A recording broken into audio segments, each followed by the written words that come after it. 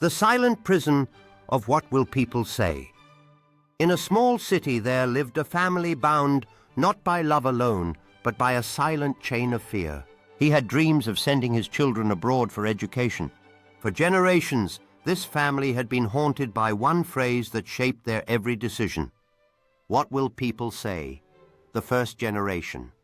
The father's fear.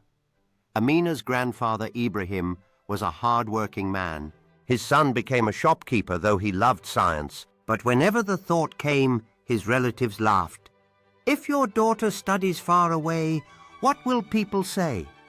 If your son chooses art instead of business, what will people say? Terrified of gossip.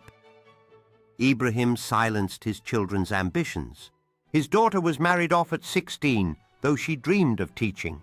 Ibrahim lived his life respected in society's eyes, but on his deathbed he whispered with regret, "I gave my children to people's opinions instead of giving them to their own dreams." I feared the wrong voices. The second generation, the mother's burden, Amina's mother Fatima carried the same chain. She wanted to be a nurse to heal the sick, but her relatives warned, a woman working in hospitals. What will people say? So she abandoned her dream and remained at home. Yet she couldn't free herself from the fear. Even when raising Amina, she constantly warned her daughter, "Don't laugh too loudly, don't dream too big, don't act differently, because what will people say?" Fatima's heart ached because deep inside she knew she had wasted her life under this burden. The third generation, Amina's struggle. Then came Amina. Unlike her mother and grandfather, she felt the prison walls closing in, but longed to break them. When she wanted to study medicine, relatives scoffed. Doctors spend all their lives in books. What man will marry her? When she rejected an arrogant, wealthy proposal, whispers spread, "She thinks she is too good for us." What will people say? When she chose simple clothes over glittering fashion, friends sneered. She looks backward. What will people say? The words echoed louder than her own heartbeat. Yet one day in college, her teacher, Miss Sarah, changed her life. With wisdom glowing in her eyes, she told the class, "The fear of people is endless. Their judgment changes every day. Live for God and you will never regret. On the day of judgment, He will not ask, 'What did they say about you?'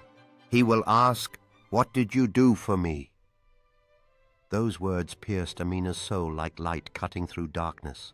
That night she cried in prayer, "O God, free me from their whispers and let me live only for you."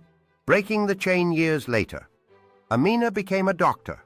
Not for fame, but to serve the forgotten, orphans, widows, the poor. She opened a small clinic where the rich often never stepped, but the needy filled with hope. One day her relatives came to see her. They were shocked. The same Amina they once mocked now had hundreds of people praying for her, blessing her and respecting her, not because she bowed to people's approval, but because she stood firm in faith.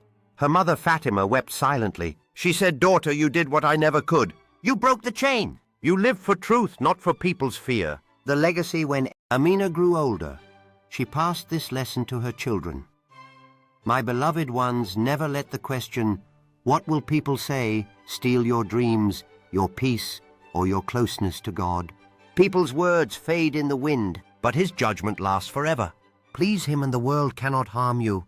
Fear Him and no one else. Her children grew strong, not chained by society's whispers, but free in faith. They studied, worked, and served humanity without fearing gossip. The generational prison had finally been broken. Moral. What will people say is a silent prison that has destroyed countless dreams, marriages, and lives.